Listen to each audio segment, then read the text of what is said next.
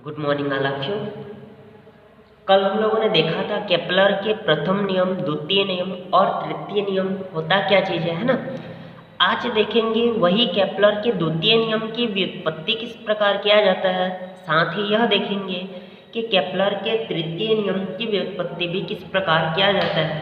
पहले नियम की व्युत्पत्ति नहीं होता है ना। तो आप लोगों को थोड़ा सा रिविजन करवाता हूँ। केपलर का प्रथम नियम यह था कि ग्रह को सूर्य से मिलाने वाली रेखा या ग्रह जो है सूर्य के चारों ओर क्या होता है, एक दीर्घ वृत्तीय कक्ष में परिक्रमा करती है। केपलर का दूसरा नियम था कि ग्रह से सूर्य को मिलाने वाली रेखा समान समय अंतराल में क्या करती है, समान क्षेत्रफल तय करती है। इसलिए इसको क्षेत्रफल के नियम से भी जाना जाता है ना।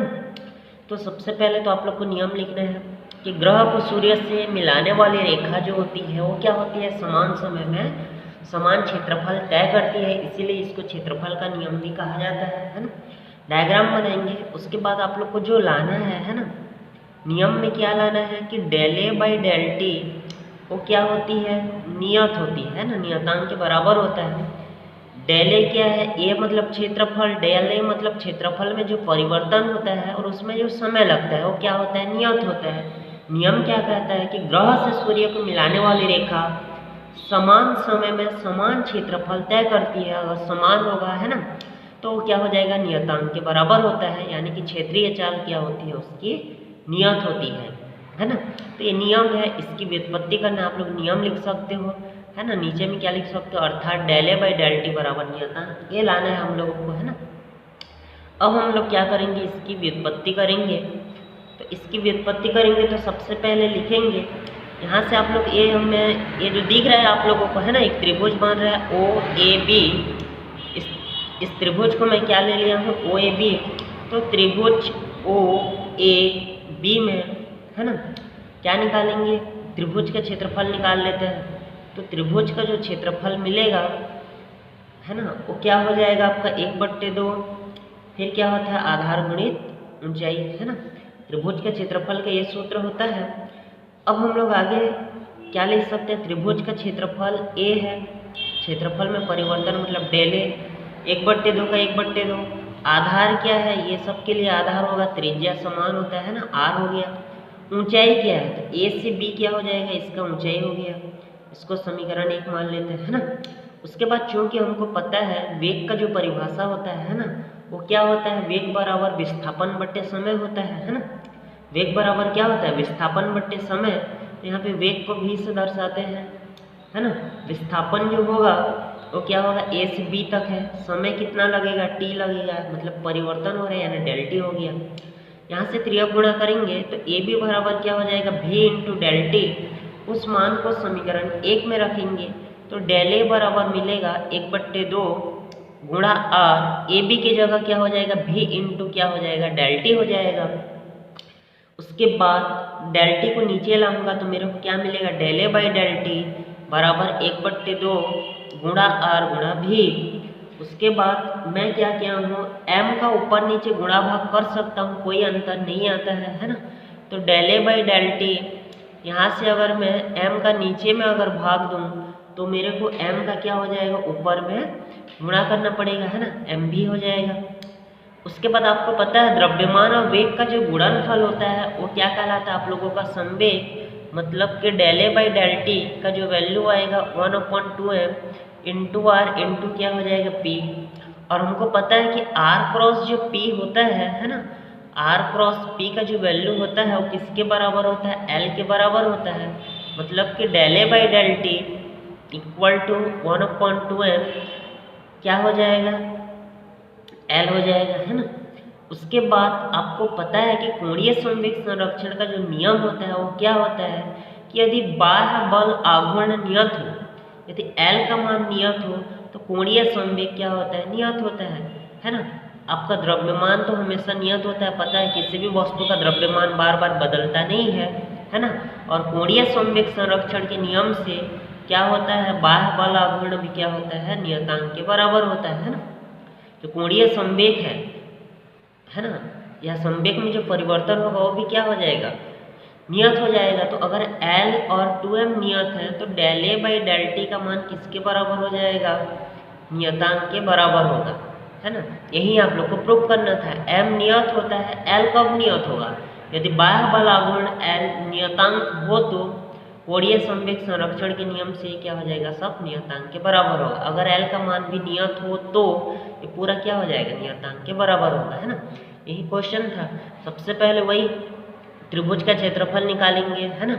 उसके बाद क्या करेंगे? त्रिभुज का क्षेत्रफल निकालने के बाद वेग बराबर विस्थापन बटे समय, उस सूत्र से आप लोग को वैल्यू को निकालना है ना। वहाँ से क्या करेंगे? विस्थापन की वैल्यू को पुट करेंगे, डेल टी को नीचे लेके आना है ना। m का ऊपर नीचे गुणा किया हूँ क्योंकि मेरे को v के साथ m का गुणा करूँगा तो एक सूत्र बनेगा p और r क्रॉस p का मान होता है l। l अगर नियत हो तो ये पूरा वाला नियत होगा और पूरा नियत होगा तो del a by del T नियतांक के बराबर होगा, अर्थात क्षेत्रीय चाल नियत होगा। यही केपलर के दूसरे नियम की व्युत्पत्ति है। तो ये क्वेश्चन आता है केपलर के द्वितीय नियम को लिखकर इसकी व्युत्पत्ति कीजिए। साथ साथ और एक क्वेश्चन आता है आप लोगों का, केपलर के तृतीय नियम को लिखकर इसकी व्युत्पत्ति कीजिए, है ना। केपलर के तृतीय नियम की व्युत्पत्ति कीजिए। तो केपलर का जो तृतीय नियम होता है आप लोग को बताया था कि केपलर का तृतीय नियम क्या होता है? सूर्य को ग्रह से मिलाने वाली रेखा का जो परिक्रमण काल का वर्ग है ना, वो सूर्य और ग्रह को मिलाने वाली रेखा के दूरी के घन के क्या होता है? समानुपाती। किसी ग्रह के परिक्रमण काल का वर्ग, है ना, उस ग्रह के सूर्य से माध्य दूरी के घन के क्या होता है? अनुक्रमानुपाती होता है ना। यही क्या है? आपका केपलर का तृतीय नियम है। इसका अब हम लोग क्या देखेंगे? व्युत्पत्ति देखेंगे, है ना, कि वास्तव में है कि नहीं है। तो सबसे पहले आप लोग पढ़े हैं F बराबर क्या होता है? G/m बाई आर स्क्वायर, है ना। ये क्या है? न्यूटन के सार्वत्रिक गुरुत्वाकर्षण के नियम से। साथ साथ आप लोगों ने अभिकेंद्र बल भी पढ़ा है ना। अभिकेंद्र बल का सूत्र क्या होता है? F बराबर होता है mv स्क्वायर बाई आर, ये भी पढ़े हैं ना। तो समीकरण नंबर 1 और 2 से एक पक्ष बराबर है तो दूसरा पक्ष भी बराबर होगा, मतलब कि Gm by R square equal to mv square by R. तो m और m कटेगा आपस में, है ना। यहाँ से r और r भी कटेगा, एक r, है ना। तो क्या मिलेगा? Gm बराबर r उधर जाके गुणा होके क्या हो जाएगा? rv स्क्वायर हो जाएगा, है ना। इसको मान लेते हैं समीकरण 3। लेकिन आप लोगों ने पढ़ा होगा v बराबर पढ़े होगा ओमेगा, और ओमेगा का जो मान होता है वो क्या होता है? 2π/t। ये आपका क्या है? आवृत्ति और आवर्त काल में संबंध है। ओमेगा बराबर 2π/t लिख सकते हैं, है ना। ये कोणीय वेग है, तो कोणीय वेग क्या हो जाएगा? कोणीय विस्थापन बटे समय। तो एक वस्तु को घूमने के लिए कितना चाहिए? 360 अंश का कोण, मतलब कि 2π, है ना। तो विस्थापित कितना होगा? 2π। समय कितना लगेगा? t, है ना। यहाँ से अगर हम लोग v का मान निकालेंगे तो v बराबर क्या हो जाएगा? ओमेगा की जगह 2π/t, है ना। r का क्या रहेगा? r रहेगा। अब v के मान को समीकरण नंबर 3 में रखेंगे तो हमारा मान क्या मिलेगा? Gm। r का r रहेगा, v की जगह क्या हो जाएगा? 2πr/t का क्या हो जाएगा? Whole square. यहाँ से Gm का Gm, r का r रहेगा, इसका हो जाएगा 4π square r square t square, है ना। उसके बाद t को इधर लेके आते हैं, t स्क्वायर, 4 का 4 रहेगा, पाई स्क्वायर का पाई स्क्वायर, r और r स्क्वायर का हो जाएगा r का घात 3 बट्टे Gm। आप लोगों ने देखा होगा g का मान कभी नहीं बदलता, है ना। किसी भी वस्तु का द्रव्यमान कभी नहीं बदलता, पाई का मान हमेशा फिक्स होता है। तो ये चारों क्या हो जाएगा? नियतांक के बराबर हो जाएगा। और जब 4π/Gm किसके बराबर हो? अगर नियतांक के बराबर हो तब हमको टी स्क्वायर क्या हो जाएगा? नियतांक को हटाएंगे तो अनुक्रमानुपाती का चिन्ह है, इधर क्या हो जाएगा? r³। इससे क्या सिद्ध होता है कि परिक्रमण काल का जो वर्ग होता है वो क्या हो जाएगा आप लोगों का? सूर्य से ग्रह को मिलाने वाली रेखा के दूरी के घन की क्या होता है? समानुपाती होता है। यही क्या है? आप लोगों का केपलर का तृतीय नियम है। तो ये आप लोगों का केपलर का तृतीय नियम भी हो गया, है ना। तो केपलर के द्वितीय नियम की व्युत्पत्ति कीजिए और केपलर के तृतीय नियम की व्युत्पत्ति कीजिए। तो ये क्वेश्चन आप लोग को दोनों को देखना है। साथ साथ आज आप लोगों को एक होमवर्क भी दिया जाएगा कि केपलर के नियम से न्यूटन के सार्वत्रिक गुरुत्वाकर्षण नियम की व्युत्पत्ति कीजिए। होमवर्क है, भेजा जाएगा। आप लोग को बना के इसको भेजना है कि केपलर के नियम से न्यूटन के सार्वत्रिक गुरुत्वाकर्षण नियम की व्युत्पत्ति करना है ना। इससे पहले हम लोगों ने पढ़ चुका है न्यूटन का सार्वत्रिक गुरुत्वाकर्षण का नियम क्या होता है ना, गुरुत्वीय त्वरण क्या होता है, गुरुत्वीय त्वरण और सार्वत्रिक गुरुत्वाकर्षण नियम में संबंध यानी कि कैपिटल जी स्मॉल जी में संबंध, दोनों में अंतर देखना था आप लोगों को। गुरुत्वीय त्वरण की कुछ गुरुत्वीय बल की कुछ विशेषताएं था, उसको आप लोग को पढ़ना था, है ना। उसके बाद देखे थे केपलर का प्रथम नियम, केपलर का द्वितीय नियम, केपलर का तृतीय नियम। उसके बाद एग्जाम में आता है केपलर के द्वितीय नियम की व्युत्पत्ति कीजिए, केपलर के तृतीय नियम की व्युत्पत्ति कीजिए। दोनों को आप लोगों को अच्छे से पढ़ लेना है अभी जो बताया गया है। अभी एक क्वेश्चन आप लोग को होमवर्क के रूप में मिल रहा है ना, कि केपलर के नियम से न्यूटन के सार्वत्रिक गुरुत्वाकर्षण नियम की क्या करना है, आप लोगों को व्युत्पत्ति करना है। तो इसको भी आप लोगों को बना लेना है ना।